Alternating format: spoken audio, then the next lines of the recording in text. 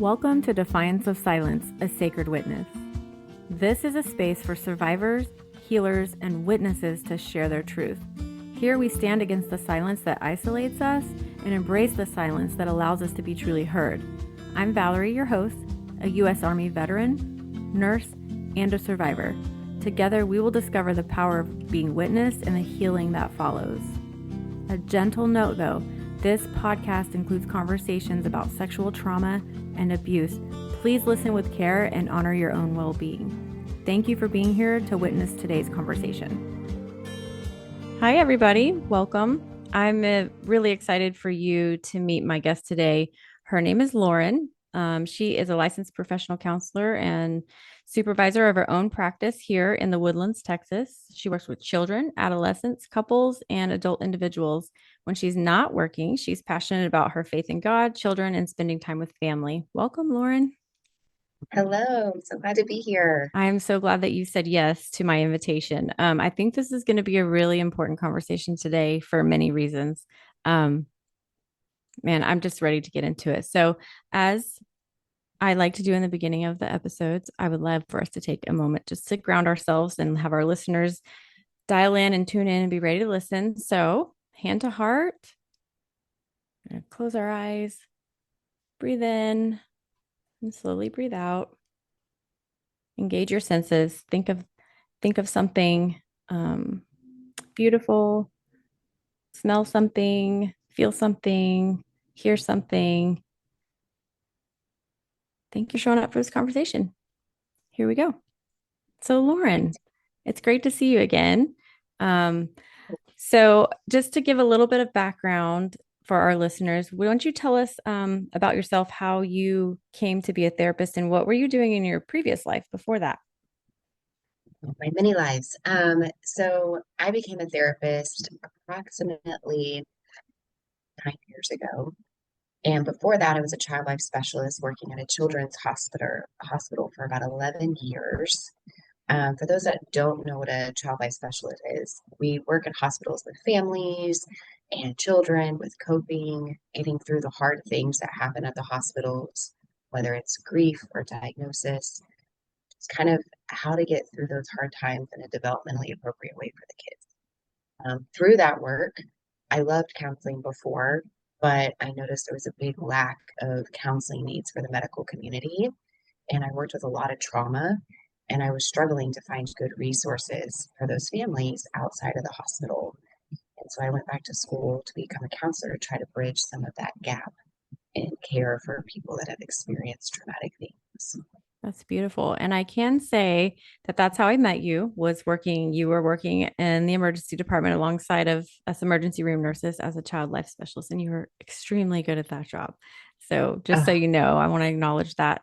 Um, and it's no doubt that you became a counselor. It's really exciting that you did that. So I know that you mentioned to me before that you had worked alongside the SANE nurses. And I've talked a little bit about what SANE nursing is and forensic nursing on previous episodes, but that is when adult or children, unfortunately, have to have a sexual assault nurse examiner do a sexual assault evidence collection. And that's a really tough thing for an adult, much less a child. And in your background, you have assisted children through those exams as well. So that not only supports the child and the family, but also the nurses that have to do those exams too. So, can you talk a little bit about what that looked like as far as because the whole thing is that we witness this trauma, and you mentioned you witnessed a lot of trauma. Um, how did you process that trauma for yourself when you had to do those hard things with the kids, yeah, especially? yeah. I think, there's a lot that goes into those exams that you're hearing the stories and the nurses are hearing the stories. Sometimes there's a lot of waiting around with the patient as you're waiting for police officers and things like that, which just creates more anxiety in the families, the nurses, the staff, as you're all just waiting for this thing to happen. And sometimes it's the kids don't understand and they can be very distractible. And in those situations, I think for everybody, it's much easier to move through that because they are playing and they're having a good time. In other situations where the kids are very scared and the family members are very scared and they don't understand, it can be hard. And I think a lot of times I would get together with the nurses and debrief and talk about it and talk about, okay, how was that for you? That was awful. Or, that's my worst nightmare as a mom. And so Right. we would have those conversations and just share in that moment what we could have held on to and kept going on in our day that could potentially have led to me bringing it home. But Hmm. releasing that there with people that experienced the same situation really helps. Um, I think it was helpful for them as well. I think also I was able to move through some of those situations better because I've never had a same nurse that wasn't compassionate and loving and patient with the kids. You all are trained so well in how to be there that it made it easier knowing that everybody's best interest was on the kid Yeah. and that they weren't trying to rush it and move through, but Yeah. really be there. And so we're trying to provide the best care in that given moment. And so that got me through some of it as well in a really tough situation. Yeah. There's a knowing between caregivers and coworkers and especially healthcare providers when we all like have that look like that was Yeah. that was a lot. That was a hard one, because in the moment you can't really break down. You can't go there because you've got to do your job. So then we have choices to make. We either carry it home with us or we have to find some way to process it through. And I was not always good at doing that. So this journey for me Yeah. has been about learning how to do that, not only in my personal life, but in my professional life as well. Just letting go of those things that, we do things to our patients sometimes in the name of doing what's best for them. And it doesn't really feel that way to the patient. And I think sometimes that piece is missing. So I really love what child life specialists bring to the table for that and for the nurses too. So thank you for that. As a therapist now in your own private practice, what do you see most commonly as the cost of this vicarious trauma? And can you explain a little bit what vicarious trauma is and what you've seen in your practice is the cost of that vicarious trauma, whether it be a healthcare worker, a mother, a father, another therapist, yourself? Yeah, vicarious trauma is really when somebody experiences similar symptoms or big emotional distress from hearing somebody that's been through something traumatic and they necessarily didn't experience that with them. They might have experienced something similar or nothing at all, but they end up having the same type of symptoms and distress as if they had experienced that traumatic event. And I think it's very common for that to happen with healthcare workers, law enforcement, responders, mental health professionals, people that is their job to be around those environments and hear those stories pretty frequently. Um, and I think it's not talked about enough on how to prevent that. We just expect everybody to just know how to cope with it and do this job and move on and it not affect you. But it does. These are human lives and situations and emotions that run high. And it's hard sometimes to not let that impact you. Um, it impacts everybody a little bit differently, but some of the ways that it impacts is start that person that didn't experience it gets intrusive thoughts about what they heard or feeling numb and detached from Yeah. emotions or the opposite, an increase in emotions and not knowing how to regulate those emotions in their body Mm-hmm. and the anxiety that it brings up. A lot of times there's physical symptoms of headaches and stomach aches and tired. Yeah. The body Yeah. holds on to stress. The body holds on to trauma and feelings. And it comes out that way sometimes without us even realizing that's what's happening. Yep. Sleep patterns can get disturbed, eating Yeah, patterns, all of you're those nailing things all of can them. You are affect it. definitely nailing all of them. For me, it was a lot of shoulder and like neck, like my shoulders. And when I realized like oh, it's from carrying other people's burdens. Like those are things Yeah, that that was really like the most prominent, like, hey, my body's keeping the score for so many things, but specifically when it came to being a provider, a healthcare provider, um, and what I would call people in these professions are healers. And you said something interesting to me that we don't really prevent the vicarious trauma. We just kind of deal with it if we are even aware of it or acknowledge it. I know I don't think I even heard that term for until a few years ago. And I was like, wait a minute. I'm numb from all, when you see so many things, especially our first responders, it is heartbreaking to me that they are just expected to just keep trucking on, after yeah, seeing something so horrific. And having spent some time with first responders too, and seeing like their PTS symptoms and their struggles, it does make me wonder, is there a bigger piece of this conversation that we're missing regarding prevention? But I do know that I'm seeing it more now in healthcare, at least especially in the forensic realm. Like one of the big parts of the training was be aware of this vicarious trauma, be aware that it's okay to take breaks and it's okay to say you're not okay and it's okay to step away. And I've never had any training in nursing school or any otherwise that say anything like that until I started doing forensic training. And it was like, you can take a break. You don't. And then they actually went into a big module on this vicarious trauma. And it is an ongoing, growing conversation that I think is important. But I'm just wondering, is it only in forensics where we're learning this or other, yeah, is EMS picking this up or the police picking this up? And what work could we do better um, to yeah, help prevent rather than just treat? And I just think it's because we're not designed to care. We're not designed to do this all the time. And I include yeah, therapists in that because you guys are seeing, so you're getting it like there's original trauma. So say I witnessed something, then yeah, I get vicarious trauma. And then I'm like, Lauren, help me. So you're yeah, getting it like one, two, three down the line or more. Um, yeah, and then, the therapists need therapists. Like what the pattern in all of this and the theme that I hear is that like we need each other. We need each other. Like that's yes, what sticks out to me the most. But yet it's not talked about and we carry it in silence, um, and then suffer with it. And it's so painful to feel like you're the only one. I must, something must be wrong with me because I'm experiencing these weird feelings about, this child dying at work or whatever.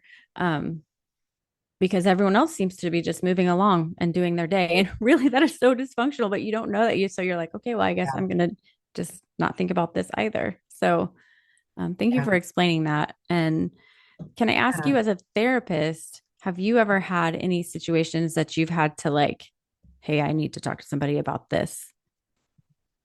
Yes, absolutely. And I think, to kind of go back on your point with healthcare, I never heard this term when I worked in the hospital. And Yeah. those, I can say I did not do a good job of learning how to not bring it home Mm-hmm. after those days where we've For lost sure. a child or For had a sure. really traumatic. And so when I got into mental health, oh, that's what I was experiencing all those times. And so I think that shift for me was one, being educated about what it was to be able to start implementing better healthy kind of boundaries between work and life. And so I've done a much better job as a therapist than I did in the past. But there's definitely some where the ones that specifically stick out where they have a lot of detail in their trauma, where I have some clients that are very mindful in the moment during the traumatic event. And so they take in a lot and absorb a lot of details, and that needs to be processed. And sometimes those details are really hard to hear because their emotion comes down in it as well. Yeah. And with trauma therapy, it's really important that we don't just discuss the situation once, but we repeatedly go over it multiple times until it's not really big in their body anymore. Mm-hmm. And so sometimes with those, I hear those details over and over again. Wow. And those are the ones that are hard for me to really separate.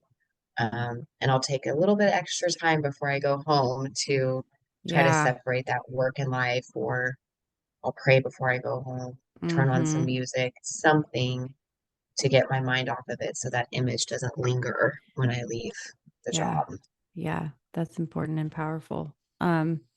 So a couple of other things I was going to ask you about as a therapist is what are some of the signs that somebody, like if somebody's listening right now, like me several years ago, I didn't realize this is what was happening.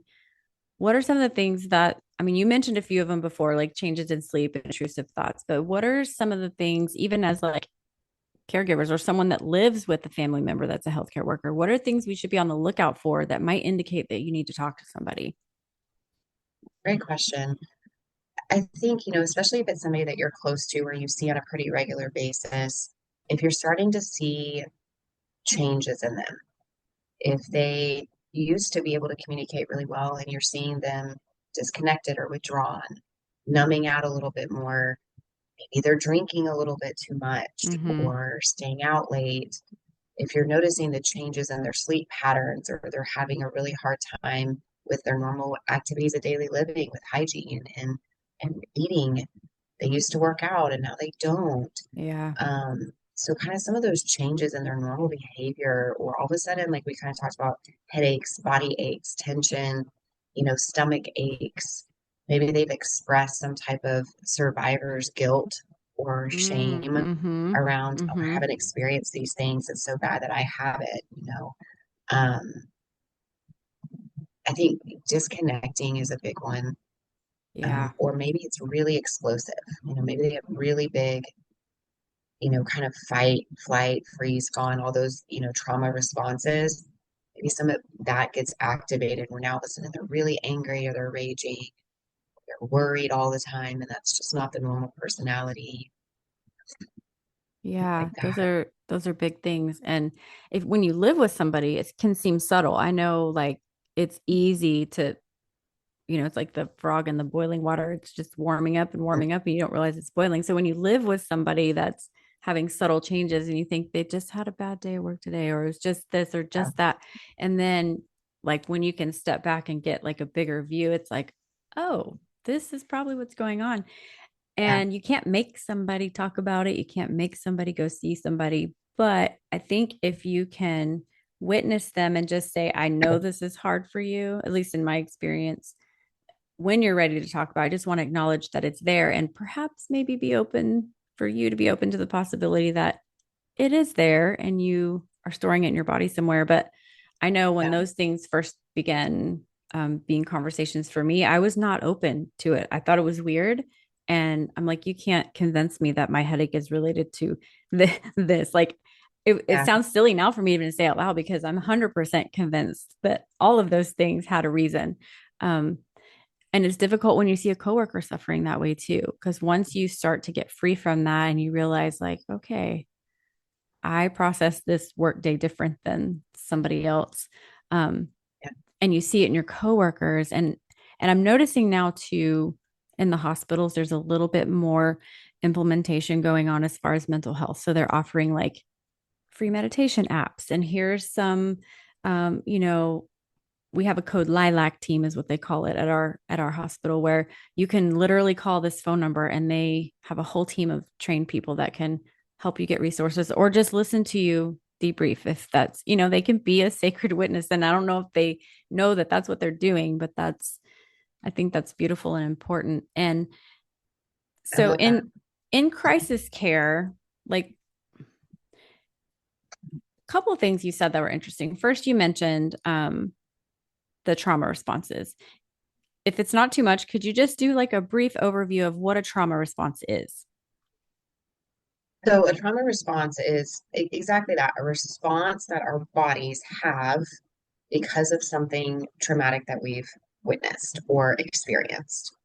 And there's four typical trauma responses: fight, flight, freeze, and now fawn. Fawn didn't used to be an existing thing, but now it is. And so feels involuntary, something that is an automatic response that we have because of a highly distressing situation. And if I'm Uh, understanding the way that trauma responses work, is we don't get to choose, right? Like no, our nervous system is choosing for us. Our brain is going, guess what? I'm going to freeze. So yeah, then comes with that, why did I freeze? I can't believe I froze. I'm so mad. And then you yes, have the very typical response. Well, if that was happening to me, I would have done this or done that. But you don't actually get to choose. So you can fight, no, which means you're going to flee. You're going to fight, excuse me. You're going to fight until whatever the threat is gone, right? And then freeze. Everybody, I think, knows those. yeah, But when you talk about um, fawn, that is new to the community. I think you would know more than I, but I know it's just been in recent years. yeah. So when you can look back now that I've done a little bit of work, I can look back on parts of my life and go, I didn't know at that time that that was a trauma response, and now it totally makes sense. So can you explain Yeah. what fawning is?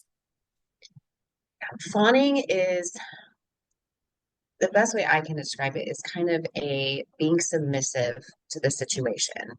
So not good boundaries around the situation, maybe people pleasing or becoming codependent in that situation to whatever's happening. You give into it.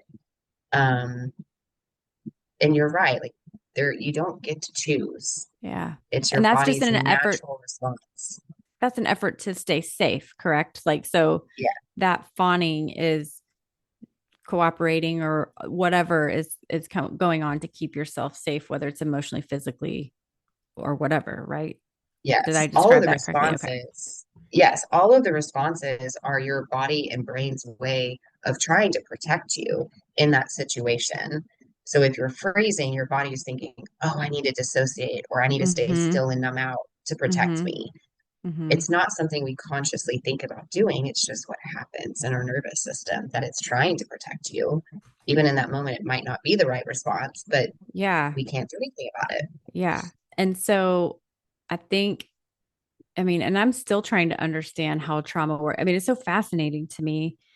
And I feel like the more I talk about this, the more my own stuff comes up and I'm able to just let it go because I'm like, now I understand why it happened. So, um, in understanding how trauma works, and you say like the nervous system is making these decisions and it's trying to keep you safe, what happens when that trauma gets stuck in the nervous system and it doesn't move through the body?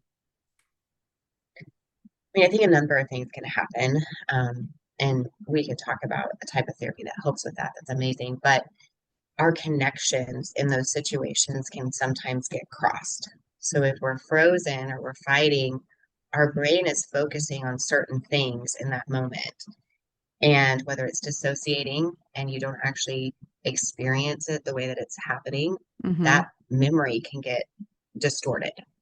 The sensations, the senses in your body can get heightened. And so maybe in that moment as well, you get stuck on a certain sense that now these can be triggers for you later on because Yeah. your body's trying to protect and it focuses on different things in order to protect you.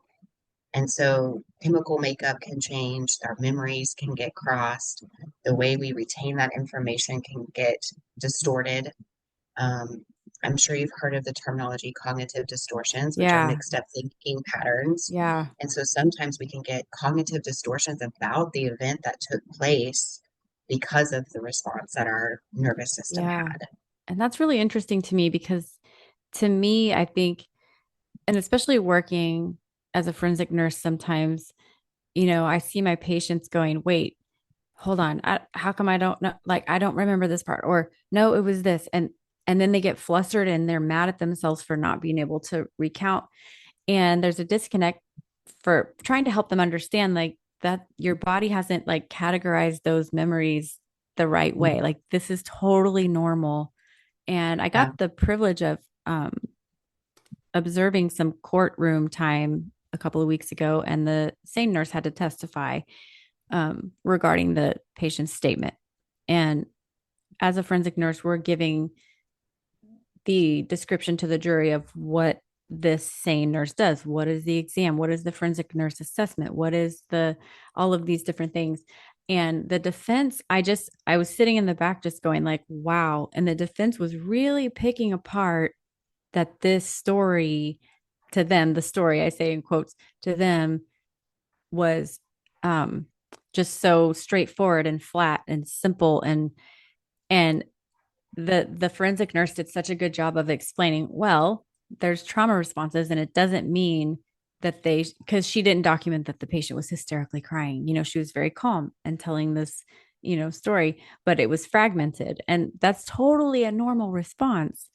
So we not only Absolutely. have to convince our patient that that's a normal response, like they'll say, I feel like I should be more upset. Like, what's wrong with me? Like, or you have to bring them back to their bodies because they are just gone.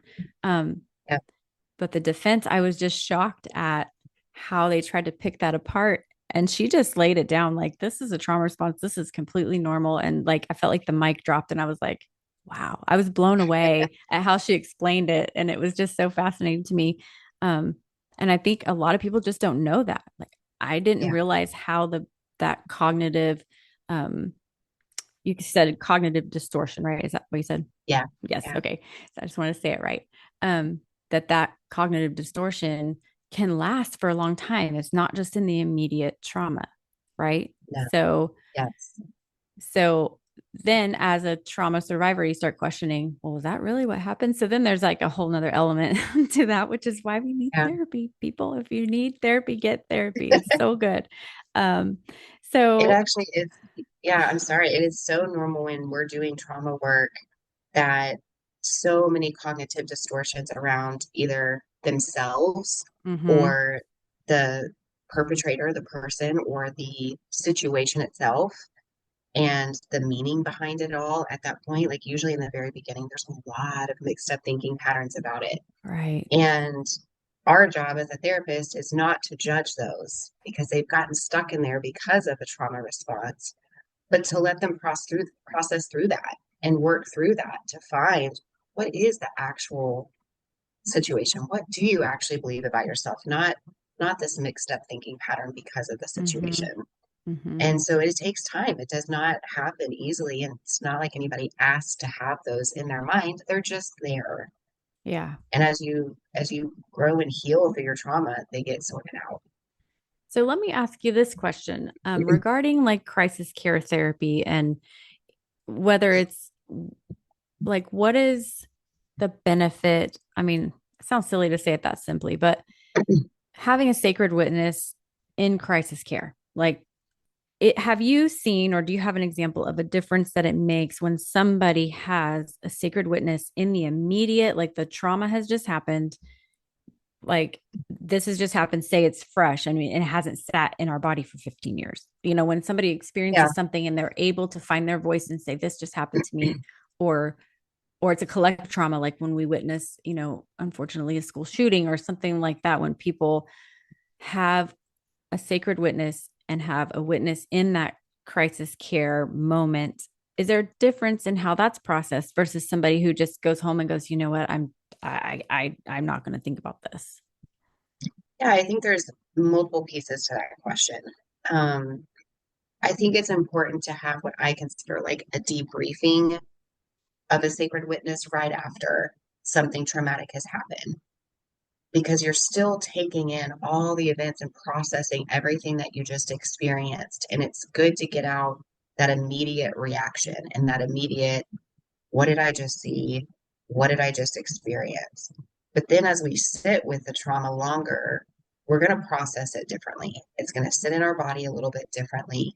And so the immediate is a debriefing, not a full, let's talk through everything you're thinking and feeling, Yeah, because we don't even really know in that moment everything we're thinking and feeling. true. And then as you sit in it for a little while, that's when you start really understanding how you felt and what you thought in those moments. And so that sacred witness in that moment needs to be somebody that can really just let you sit in those feelings, not doing kind of the crisis management of getting it all out of your body, but let's sit with that feeling and how scary that must have been for you. Let's sit with those thoughts. What are you thinking? Right then, now, how is that going to impact you in the future? And then the third part of that question of if somebody has sat with it for 15 years, Well, that's been 15 years of your body holding on to all the distress, the trauma, the impact that it's had on you because it's if it's stressing enough, it's going to have an impact on you, whether that's Yeah. physically, emotionally, the way that you think about yourself, the world, and others.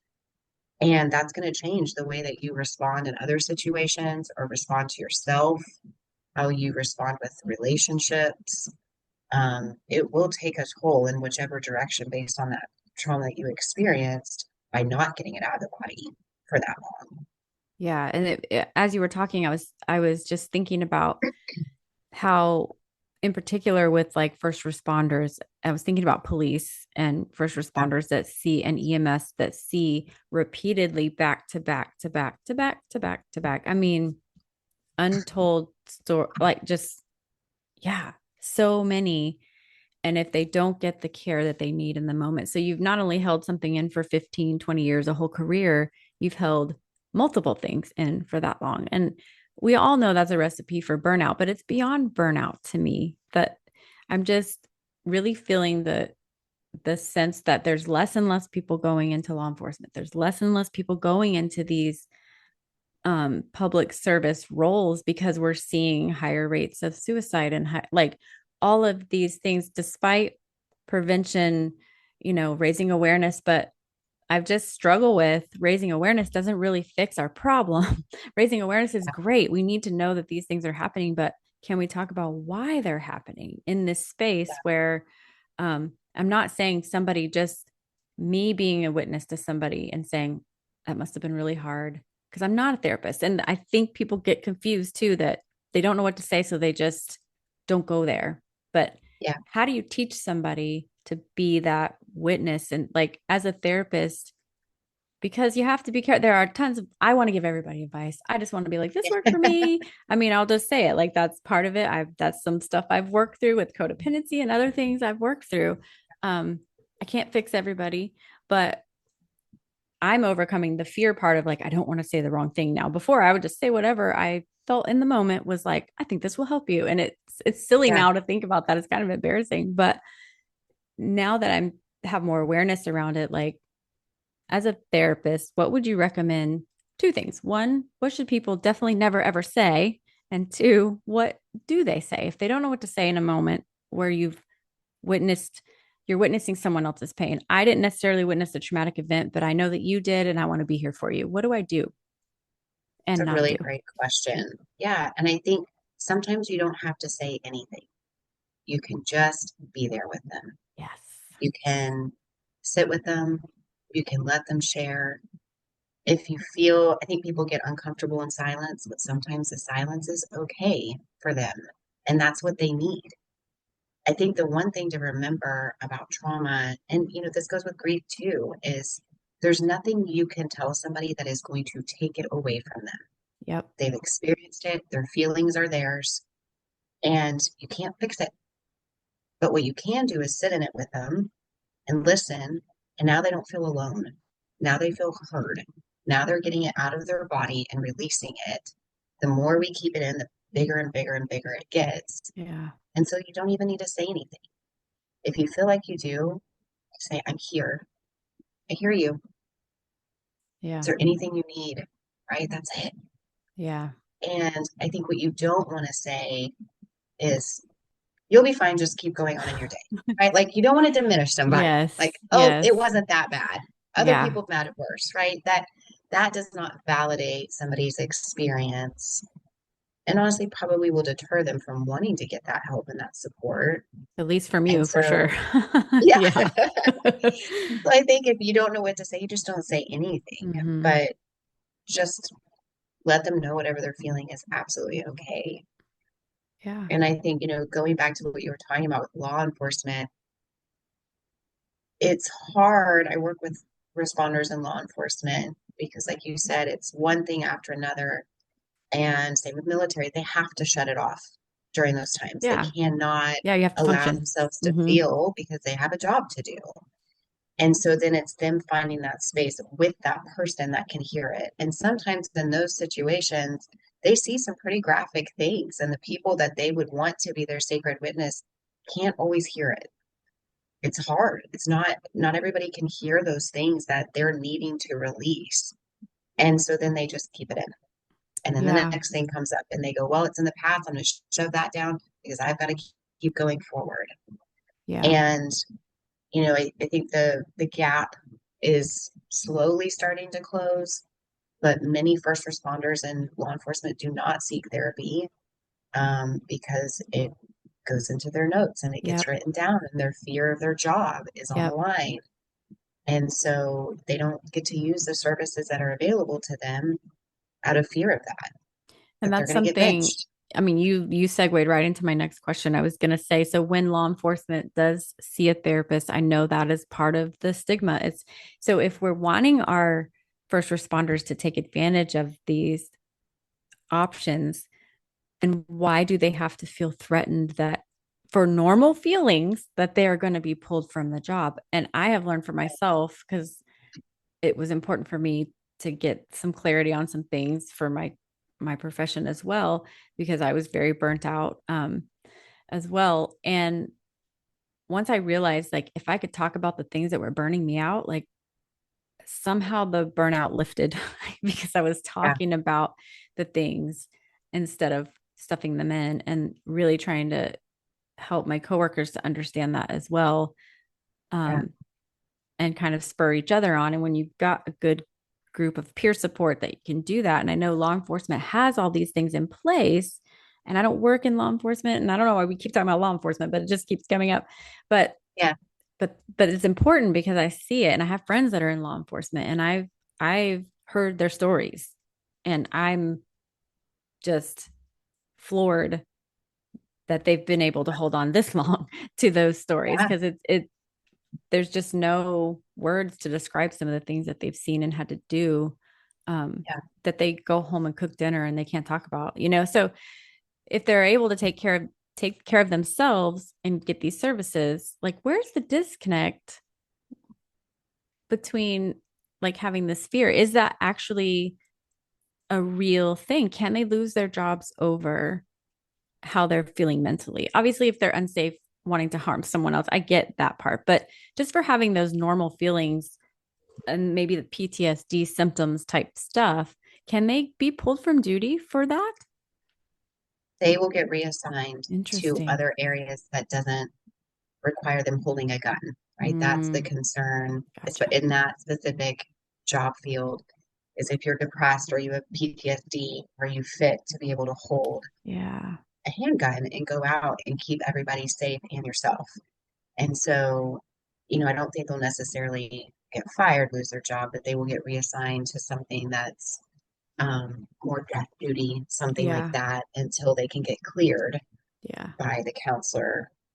That So there's is, just a more stigma to bust through because yeah, it's just more things that then everybody knows what's going on, even though everyone's yes, experiencing it. And that's the part that kills me is everyone yeah, knows that this is what's happening and everyone's experiencing it, yet we're going to isolate if you admit these things. And it's just, I think there just needs to be so much more education, like you said, and prevention on the yeah, front end. And I just feel so helpless sometimes regarding that. And that brings me to kind of my next point is when you get to the point where you're wanting to witness people and be there for them, or you need a witness, and things become overwhelming as a witness, and you start to feel helpless and like, I can't do anything about this.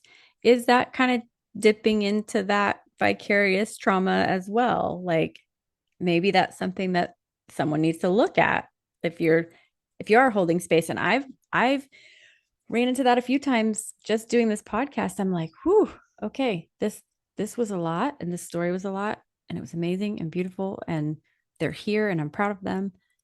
And I have found myself between work and podcasting and just volunteer work that I do, sometimes holding all that space. I literally have to practice what I preach about getting rid of that. So as soon as I hear myself saying, man, I just feel helpless about this person or this situation, I realize that I'm holding on to something. yeah, yeah. It's really hard. It's really hard not to do that. And I think it's when you have to be very self-aware of Mm-hmm. how much am I thinking about what I heard the next day and the next day? Yeah. Am I able to say, okay, I've heard it, I held that space, I feel for them, but I'm not physically feeling, I'm not thinking about it consistently. That's when it can start turning into that vicarious trauma. Mm-hmm. And, you know, something I talk to people a lot about that can go with this in lots of different situations is we have to remember what we are and aren't in control of. And me holding on to somebody else's emotional state and carrying that burden does not do anything for them because it is out of my control. Their trauma is out of my control.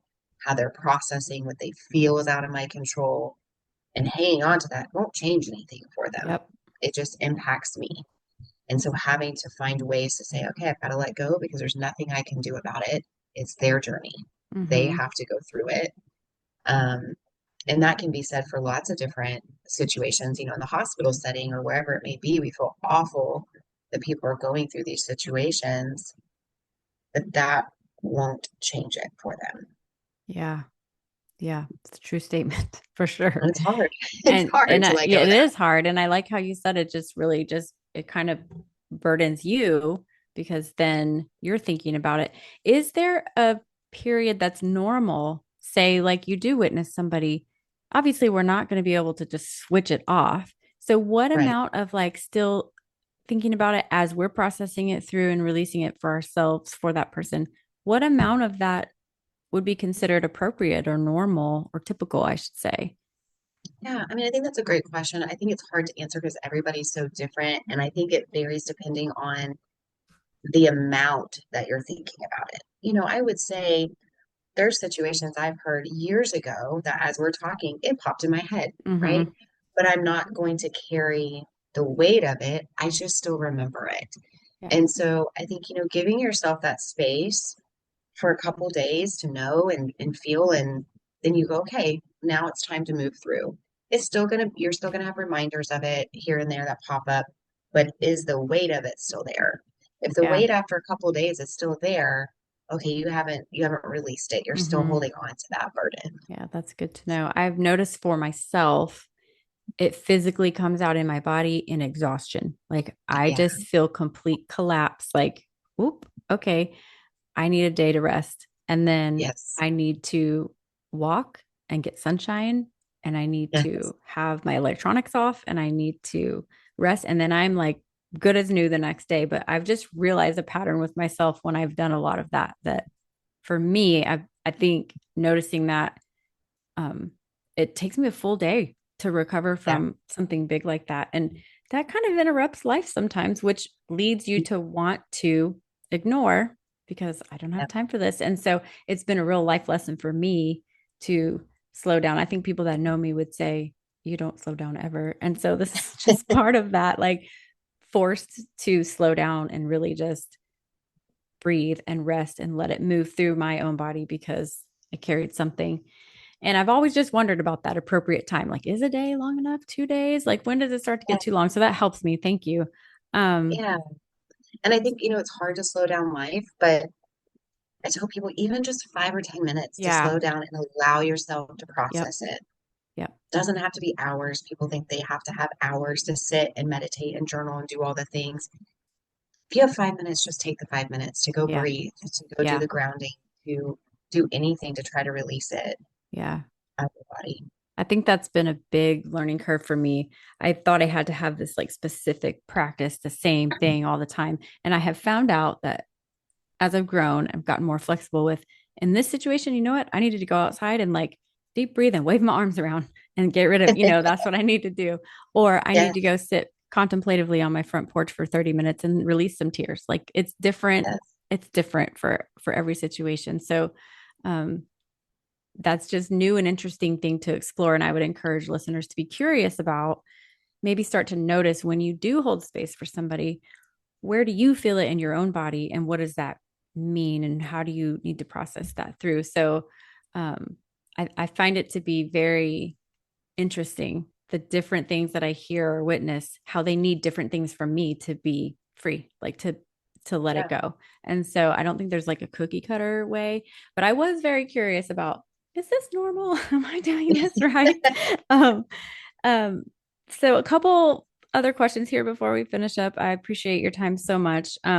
What would self-care look like for somebody that is coming out of this, um, like witnessing? And we kind of just talked about a little bit, like, in your opinion, what would a good self-care routine look like?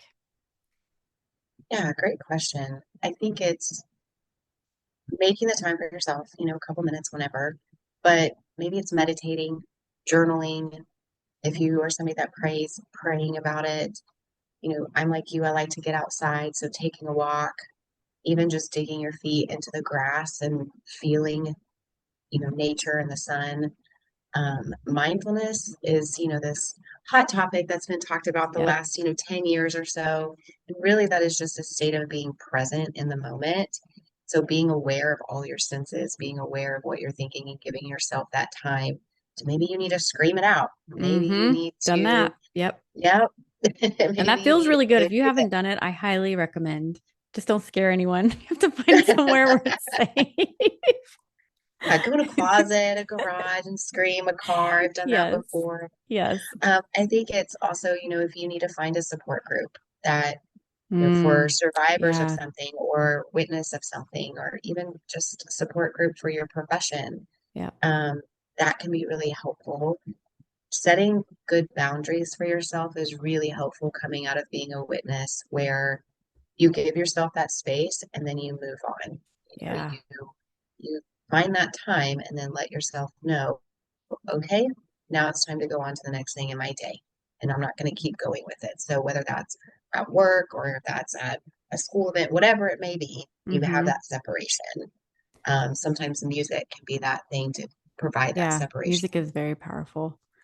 Do Uh, you have any words of wisdom for someone? Let's say that you held some space for somebody and that particular person or situation is still kind of clinging on and like seeking you out in a way where you're having to set a boundary for yourself and you're like, I've yeah, already witnessed this. um, I've gotten what much better at it, but for our listeners, I know this is a really hard thing and I hear people say a lot, but I feel bad for them and I want to hear yeah, them. They keep reaching out to me about the same thing, and it's like, do you have any words of wisdom or maybe some verbiage that you could use to gently tell somebody that, this is the boundary for you?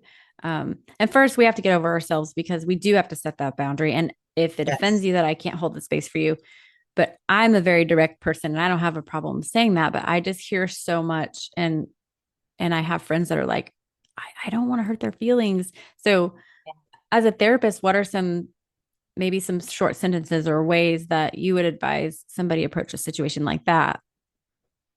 yeah. It's a hard, delicate situation, right? And the boundaries are good. I will pretty much tell them that put it on you, right? That's not on them. And letting a simple statement as I'm not in a place right now to be able to help you or support you at the moment. I'm going to reach out when I feel like I am in a better place to be able to support you in what you're going through. A statement of, I'm having a difficult time processing and I just need a few days, right? Or I need a little bit of time as I'm learning how to cope with being a supporter, you know, just letting them know where you're at, that you're not a burden, but I need this space for Yeah. myself.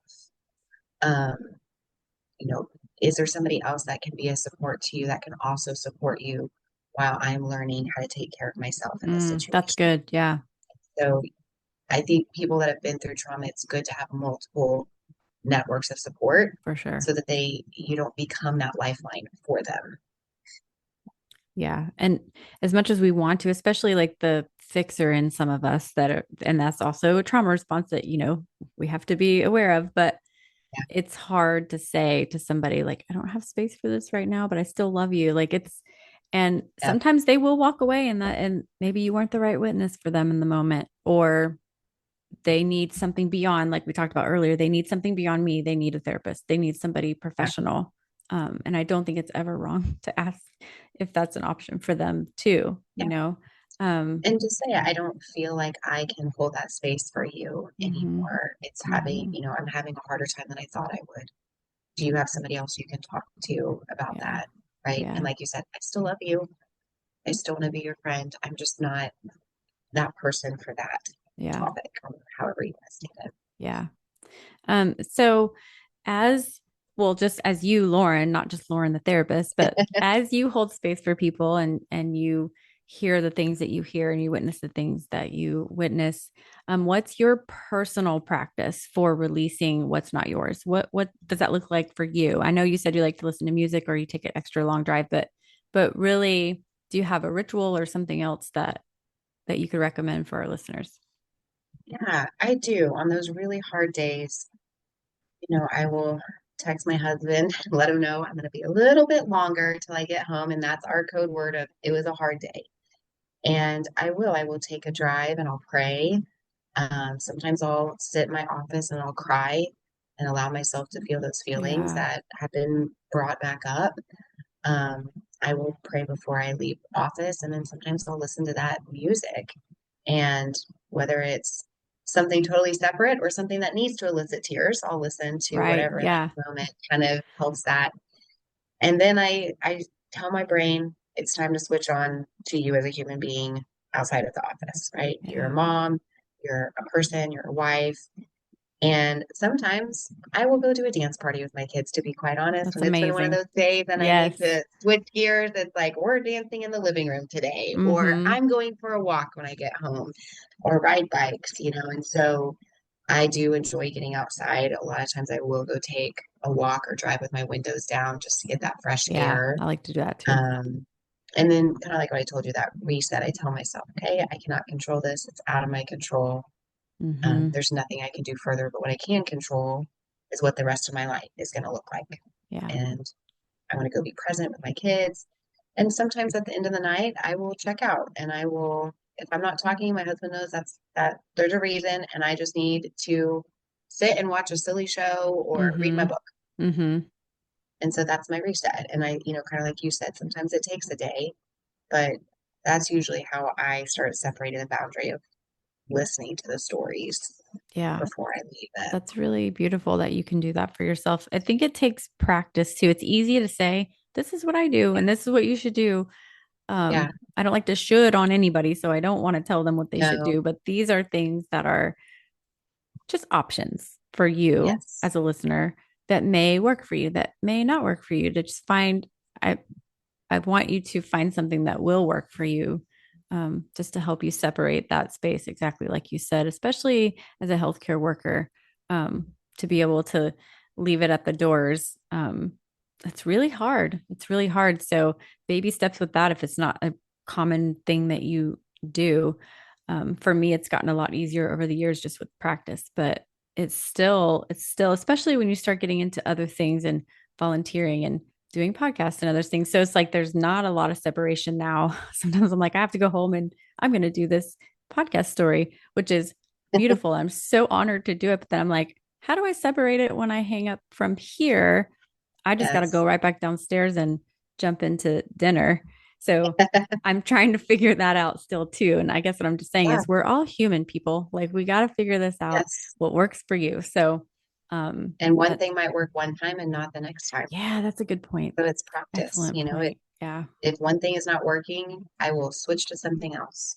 And I think that And it's important to know too, depending on the story that you held or what you witnessed, depends on the degree of what you might need to do. Like the screaming yeah, thing for me, um, that's usually when it's like, whew, this is like a heavy, I need to get this out. And usually I will admit that a lot of times it's probably something that I already had going on.